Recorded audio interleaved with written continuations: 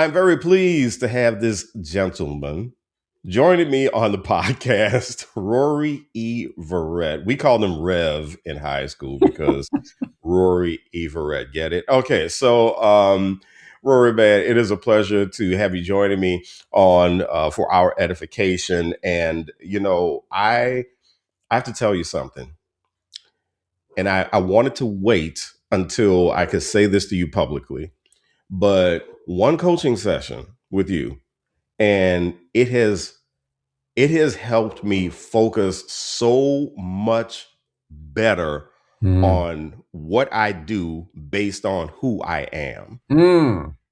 That I'm glad to alignment hear has that. been crazy. And so I've been talking to Claude a lot. and so AI is and great. and and a lot of the stuff that you told me when you said to me, Eddie, you are a communicator. When I want to talk to the best in communications, I'm going to come to you. And when you help me focus on that one thing that I do the absolute best, as you put it, my business, what my business is, it has put me on a sovereign path. It has put me There you on a go. path of aligning everything that I do so much better. My business, my podcast, my public commentary about things.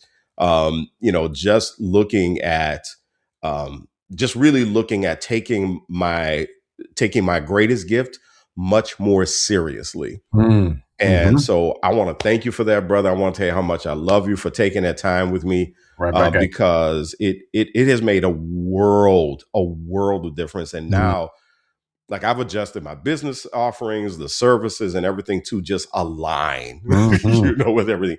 And even in instruction, I did this post on LinkedIn one day where I'm like, in being an adjunct college instructor, now I have a framework that I can approach my instruction with in a much more substantive way. So, dude, Right. I always knew you were the man. I mean, Oh, Eddie, you kid me.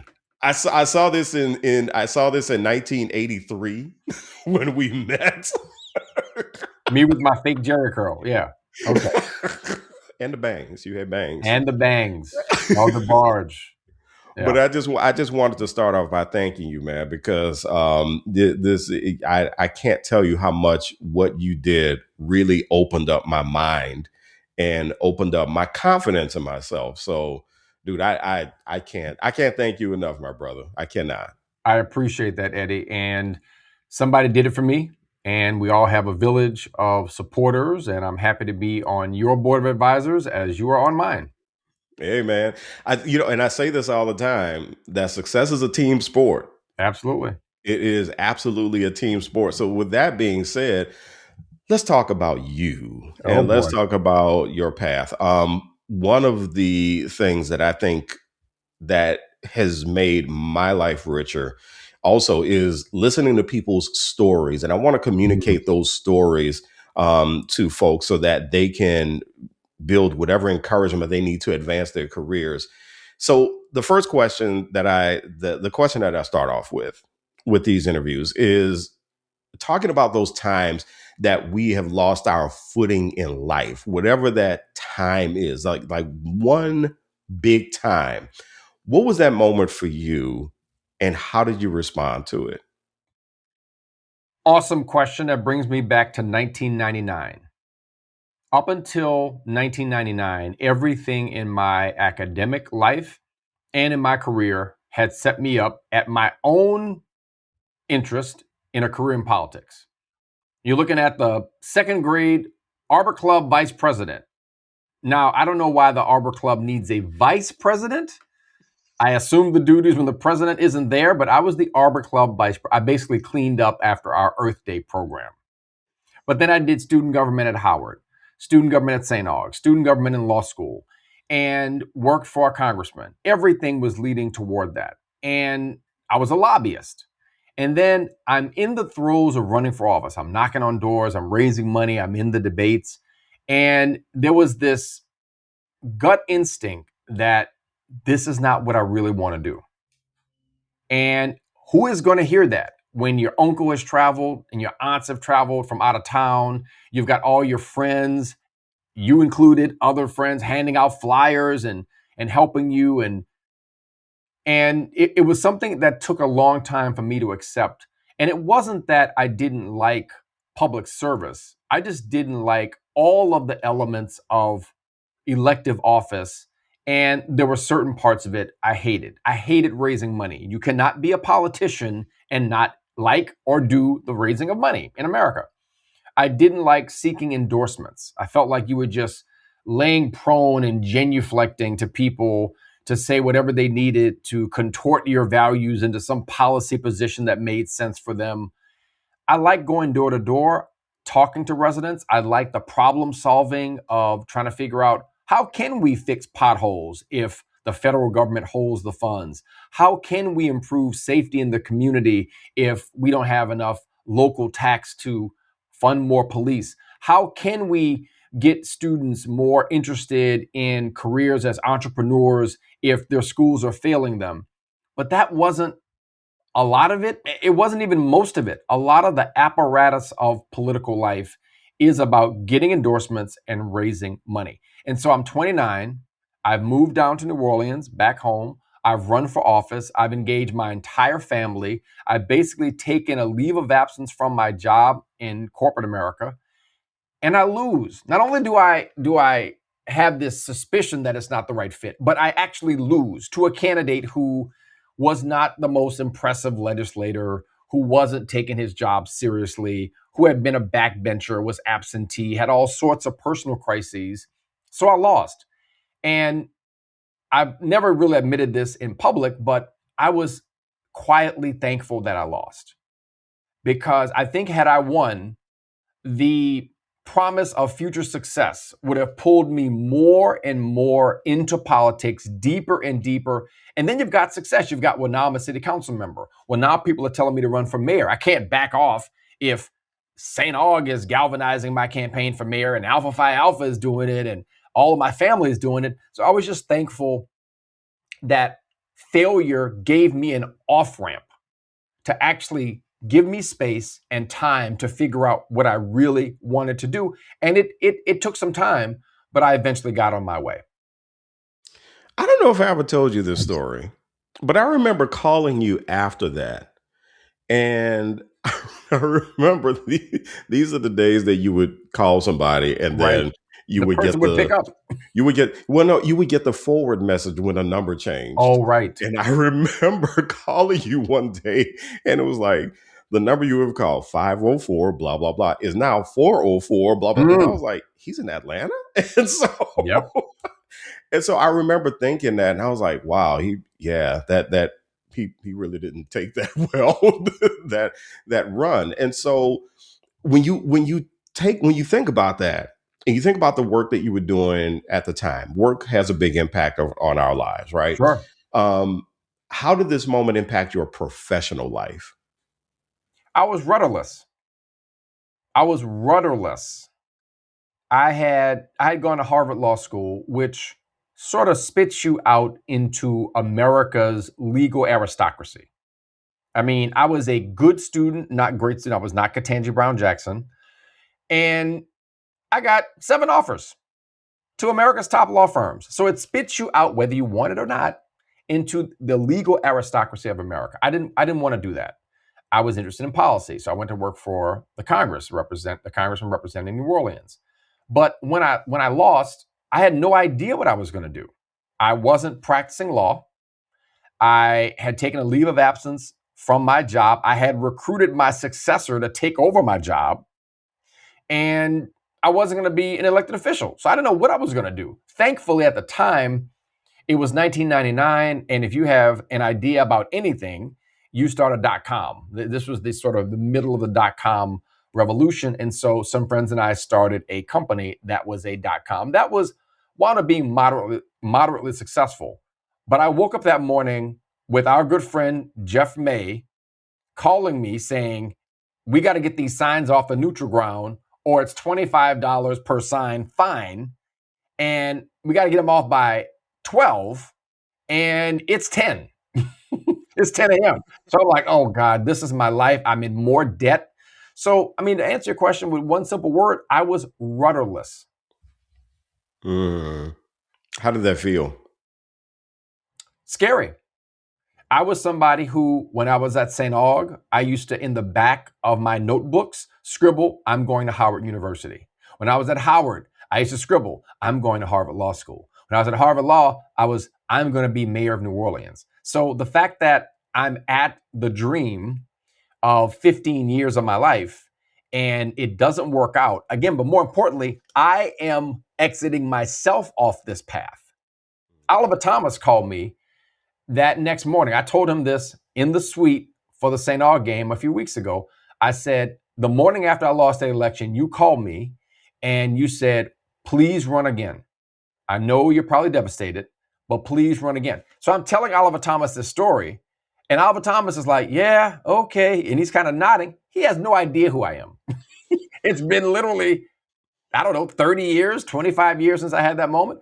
And he's like, oh, Rory, oh man, it's good to see you. I literally hadn't seen him since then. But I was devastated. I was embarrassed.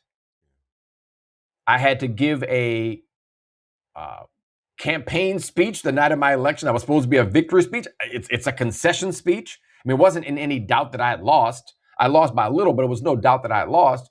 I got to watch my whole family and friends, half of them crying. My mother's crying, saying they don't deserve you. I mean, people are really mad and angry and devastated. And they took it as an indictment of our political process that I guess I was a stock character. I was the, young man that did well and came back home to try to serve his community. And I lost to a guy who wasn't taking the role that seriously and, wasn't really a standout legislator in any way.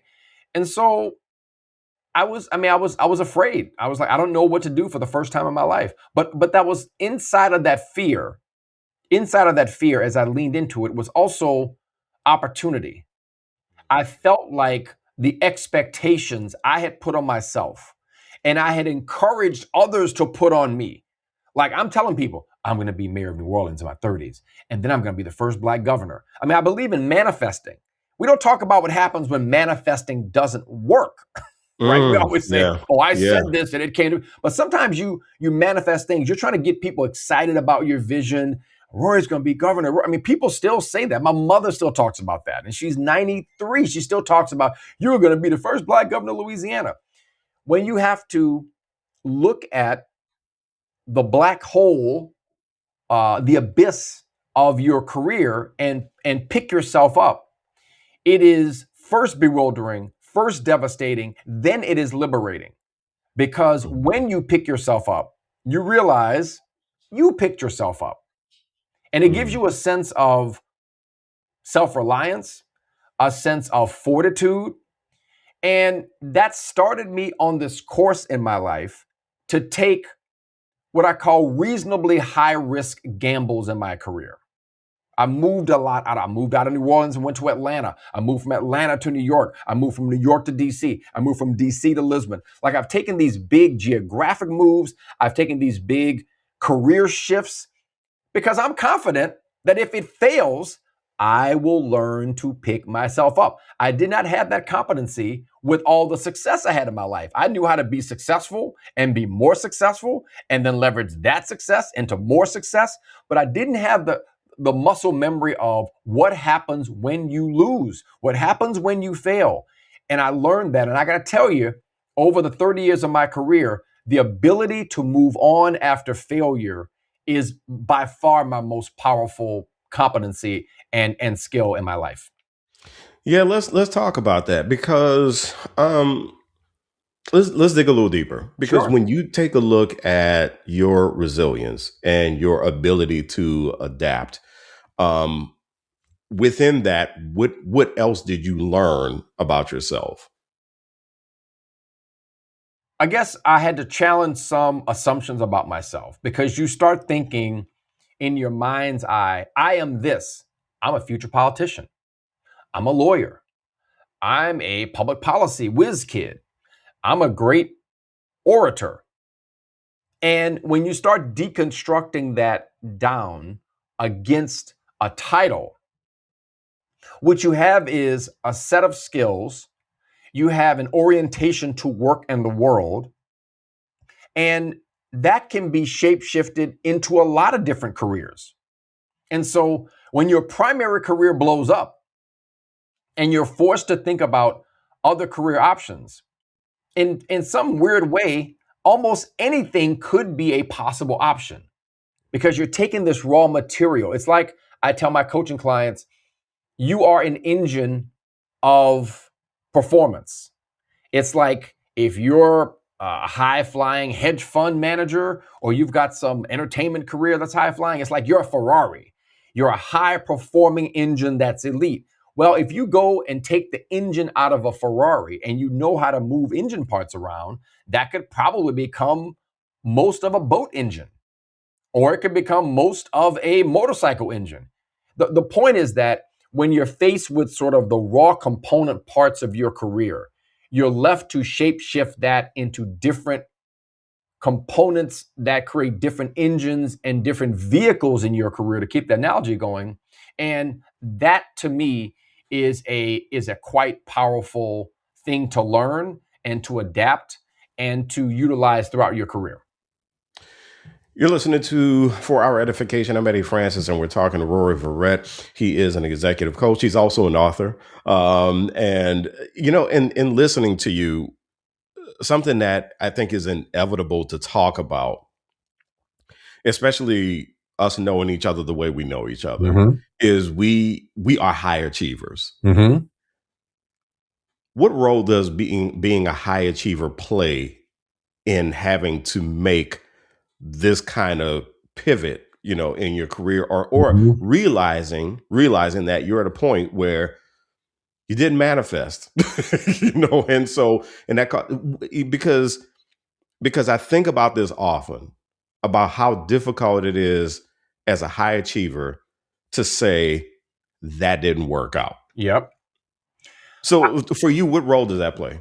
I think you have to start early in your career, as early as possible, distinguishing between public and private achievement. And here's what I mean. The public achievement is something that everybody else understands is a big deal. Being the mayor of the city. If I become mayor of the city, I think all of my friends and family would have been like, wow, that's a big deal. Private achievement is your assessment of how you have churned out your skills and your talents against your own personal litmus test in your career. Okay. And the older I've gotten, the more I've realized that it's the private achievements being met that actually inspires me. And I've done a lot of things that have public achievement, and that feeds your ego, but the private achievements feed your soul. So I get into Harvard Law School, feed your ego. I become a Truman Scholar, one of 100 students in the country committed to public service. They pick 2 per state. Me and Tanya Tetlow, the president of Fordham University, former president of Loyola, won it our year. Big public achievement. But it's the private achievements of, can I run a company that I devise in my basement for 10 years? Can I make X amount of money through that? Can I become a published author with an original framework of a tough business topic? Can I wind up influencing at the senior levels of government and corporate America on that framework? All right, I'm never going to get an award for that. I'm not going to get a public title around that. I mean, at the end of the day, I run a small business that does leadership consulting. There is no monument. There will be no bust of me when I retire. And that doesn't matter. But for the first 30 years of my life, that's all that mattered, that I would have this public achievement, this public acclaim. And not to get too spiritual or whatever, but I think it's the difference between your ego and your spirit, your mind and your soul.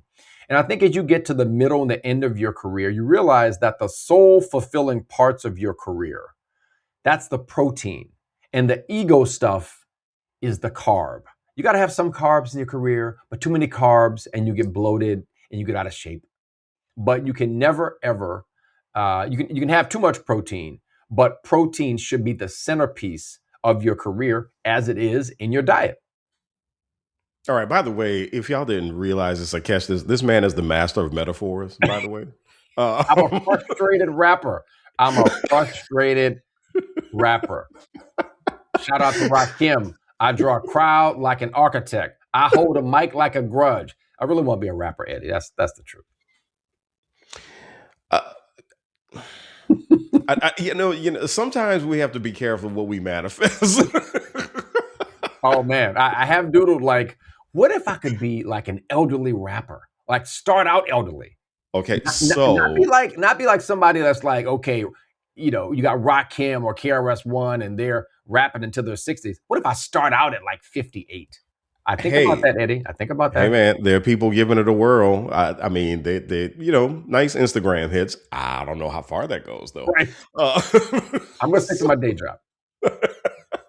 So in adapting to this new reality, after you made the run at politics, how did you feel yourself developing a sense of personal leadership in that process? And you covered some of that, but what else would you have to say about it? Well, the apparatus of politics is you're basically a startup entrepreneur. You are the product. You have to raise money and you have to sell your product and you have to convince people to join your team to sell that product. So the next thing I did was I became a technology startup entrepreneur. We had a product. I was the CEO of the company. I convinced people to join that company to help me sell that product. We sold that product, made some money. And it made me understand that it wasn't politics that was really my thing. It was entrepreneurship that was my thing. The same is true in high school, in student government. You have to run on a platform. You've got to convince people to buy your platform. They buy your platform by giving you a vote. So I'd always been able to take an idea, create excitement around it, sell it, and convince people that it would change their lives in a meaningful way. Whether it was as student body president at St. Aug, I'm going to bring the pep rallies back. As student trustee at Howard, I'm going to make sure that we have a voice on the board of trustees and they don't raise tuition. And as class marshal at Harvard Law School, I'm going to make sure we actually have fun in our third year and not grind our way through classes. It's the same dynamic.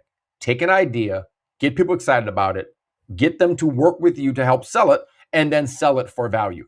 That has been what I've done. I've just shape-shifted that in my career since I was second grade Arbor Club vice president to a startup entrepreneur now twice, and even within the startup environment, having new products or new services. So you think you know what you're good at, but your career and the market and your peers and the economy, they're going to tell you pretty quickly what you're really good at and what you're not good at. So what about the identity and value of Rory Verrett? Outside of the career path, outside of the accomplishments, in developing that sense of personal growth and development, where did you go from there? What did you do to make the shift for yourself so that you felt good about what you were doing? That is an incredibly complicated question. I'll answer it this way. And this is going to sound perhaps overly simplistic against that complicated question, but I decided I was going to live my life by truth.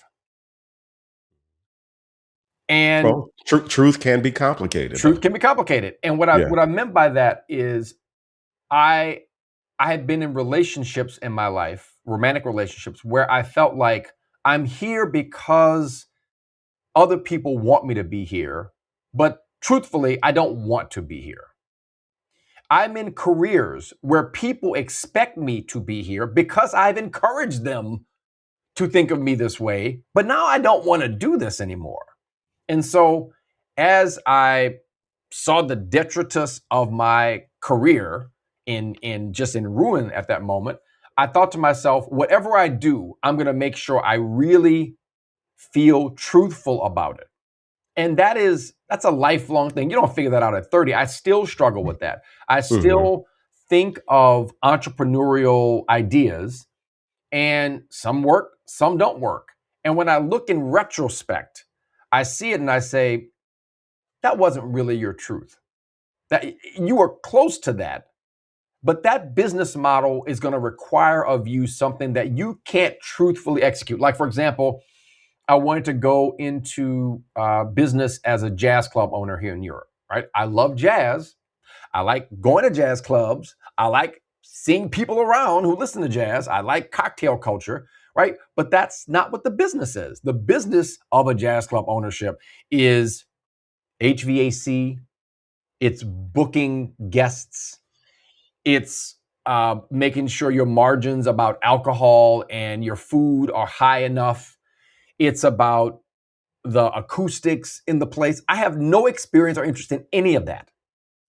And so if you're not truthful about yourself, you'll get yourself into scenarios where it's what I call near truth. Like I have a lot of misses in my career where I'm like, I wasn't completely off the mark, but it's like geography. I'm in Kenner, that's near New Orleans. To somebody else, they might say it might as well be New Orleans. But for people who live in New Orleans, they know Kenner is not New Orleans. Okay.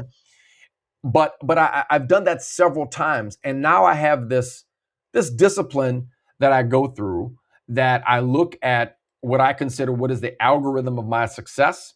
And that's the truth telling platform, or the truth telling kind of serum that I use to say, will this allow you to do these 5 things? If you can, then yes. If not, don't convince yourself that, well, it's close enough, because the business itself will expose how far close enough is, and you'll fail. And who likes to fail? Nobody. So we're dealing with Rory, the entrepreneur. Mm-hmm. And in continuing on this path of entrepreneurship, which, it one of the things I'm hearing about it is that it is really, really, it really ignites your sense of creativity. Yes.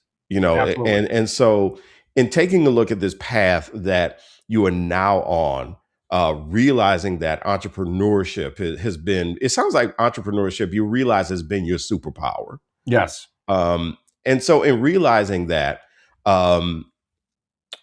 going right back very briefly to your personal growth and development, are there any tools or any methods that you use to invest in your continued growth and development on your path? I would say there are 2 things. One is a board of advisors, people that know me from a variety of walks of life. Like, for example, you, Barry, Jeff, Leon, my friends from high school, my fraternity brothers. I have friends from law school. I've got friends from my early career, and then friends from my middle and late career, that whenever there's a scenario and I need advice on, they give me objective advice. I had, for example, a big executive search firm reach out to us about a possible acquisition. I got excited about it. Oh my God, I'm going to get the bag, blah, blah, blah. This is a big firm. It validates all the hard work I've done. And I had a couple of people who have known me for 40 years who just cut through all of the noise of valuations and EBITDA and what the payout is going to be and all this stuff. And they couched it in terms of like freedom and attachment. And one person just said, why would you give up freedom? You're about to figure out what is the price of your freedom. That bag better be really big, because you are absolutely free as an entrepreneur. So get a board of advisors, get friends that will give you the straight without a lot of fluff. And the other thing is I use AI. I don't think AI is yet a replacement for human to human interaction, which is why I'm telling you, in partnership with people that care about you, that can talk to you or write to you or even text you, is helpful. But I found AI, if you give it quality prompts and feed it the right information, it can do some analysis that a lot of times is right in front of your face, but you may be too mired or too distracted by some part of what you're doing to get to bare bones analysis. And so I found those 2 things, a board of advisors and the strategic prompting of AI, to be really helpful in navigating me on this path. I saw a post from somebody not too long ago on Threads who said AI is destroying critical thinking, and I was like, well, not if you use it the right way. AI, in fact, I would say AI makes me a better thinker, because I start mimicking how AI thinks. Yes. And so that, and listen, I've told you this before, and I might have mentioned this on a podcast, but Halima and I, we joke about Claude. We talk about Claude like he's the homie from work. Like it's just like, Right. what did Claude do today? What did Claude tell you today? What? Man, Claude is Right. crazy. You know that Claude. I mean, that's how we've Right. been talking about it. But that's because we're getting so much better at prompting it, and it is causing us to talk to each other and engage in these moments of reflection. And so it is actually a great tool if you figure out how to use it. Let me give you an example that kind of blew my mind. I had this new sort of service I was offering. It was going to be like an events series. And I put a lot of effort into it, a lot of marketing, and basically the people I was marketing to kind of yawned, like, kind of, not really. I was like, what? Now, I could say I priced it too high, the timing was wrong, I wasn't patient enough. But I went into this session, is when I talk about it, when it's more than like an hour, with AI, and I started prompting it about why did this happen? Like, how did this happen? And I gave him the whole my brain dump of what I thought about it, how I planned about it, and it gave me something that was been so powerful. It said you every 5 years or so, it seems like you get strategically bored with your business model, no matter the state of the business. Successful, unsuccessful, moderately successful, upswing, downswing, you are looking for something else to do. And you have to understand that there are adjacent businesses to consulting that can trick you into thinking they're the same as consulting. Events is not the same as consulting. A product, a software product, a SaaS software product is not the same as consulting. And you get overconfident and you want to scratch that creative itch and you launch something new. And remember that thing you told me about 2 months ago? That thing failed too. And the advice was, take this narrative I'm going to give you and post it somewhere or keep it. And the narrative is, welcome, Rory, to your boredom stage. You are likely going to lean into creating some new product because it will force you to use all of your lateral creative instincts at the same time: branding, designing, strategy, the team, the service. You should first start, however, with a service or model inside of your current company. Learn to innovate the thing you are already doing. Learn to innovate the thing that is already working and adding value to clients before you say, I'm going to press pause on that and I'm going to get a whole new, from scratch, new service model that I may or may not have any domain expertise. I may or may not have any actual superpower, creativity or leverage skill about.